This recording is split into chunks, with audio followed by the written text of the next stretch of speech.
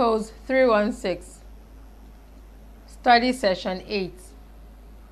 Selected modes of classification. Regime types. Introduction. This lecture essentially attempts to examine and discuss another method of comparison by looking at some prominent classifications of government types and types of institutions which operate within governments. For the classification of government types, it will consider such systems of government as aristocracy, monarchy, oligarchy, democracy, and similar others. Learning outcomes. At the end of this study session, it is expected that you should be able to understand certain basic elements of some prominent systems of government, analyze differences between these systems, and adopt them for comparison. And lastly, suggest the most appropriate system for Nigeria. Classification by government types. Government or regime types classification is quite useful and relevant in comparative politics because similarities and differences in such types of government or regime types can be adopted for certain explanations and analysis. These include explanations on why actors or players in these different types of government behave in certain ways and not otherwise. Explanations can also be advanced on why certain regime types are likely to attain higher levels of development than some others. In fact, students may remember that on the measures of the relatively low standing of political science as science is the unending dispute over the appropriate categories for clarifying political phenomena. In view of the fact that it is not possible to evaluate a political system without comparing it with others, and one cannot compare two or more political systems without inventing some meaningful scheme for classifying their various characteristics, it may be necessary to begin with at least some rudimentary typology or classification of governments.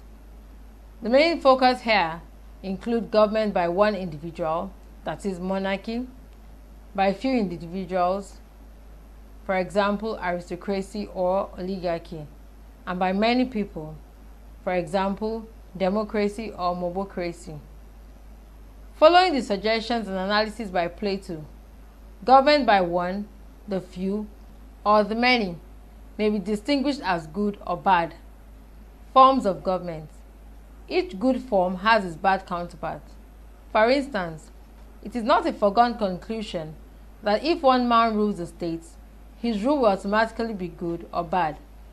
The question is answered in terms of whether he rules in his own self-interest or benevolent monarchy. While on the other hand, his bad counterpart is tyranny, that is derived from the activities of a tyrant. Rulership by the few, who are good, humane, or not particularly bad, can be described as aristocracy, that is rulership by a few property-owning individuals, while its negative or bad counterpart can be described as oligarchy. Finally, rulership by the many is popularly described as democracy, while its bad counterpart can be described as mobocracy, that is, the unruly activities of multitudes of people or a mob. We must note that although democracy is often regarded as the best form of government, especially because of its considerations for wide consultation, participation, transparency, and accountability. For example, indirectly suggestion that two good heads are better than one. The system can also sometimes be counterproductive.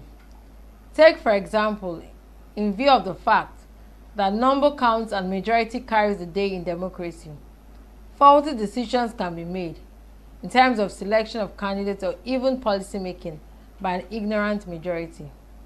Similarly, supporters of monarchical government, even in contemporary times, such as in Ibadan, Oyo State of Nigeria, often argue that this type of government maximizes the chances of political stability.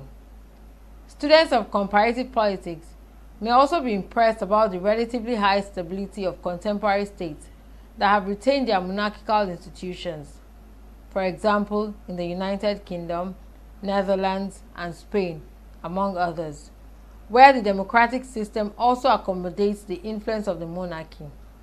However, It should be noted that monarchies, aristocratic rulership, and other administrative systems, by the few, have higher tendencies for becoming authoritarian, autocratic, and dictatorial because divergent opinions are often not accommodated and tenure of office is limitless.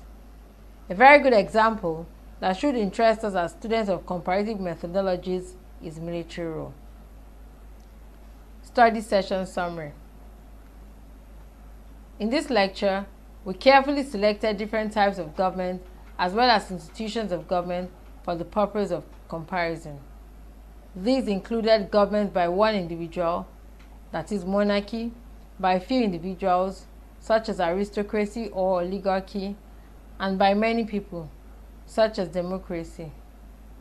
End of study session 8. Thank you for listening.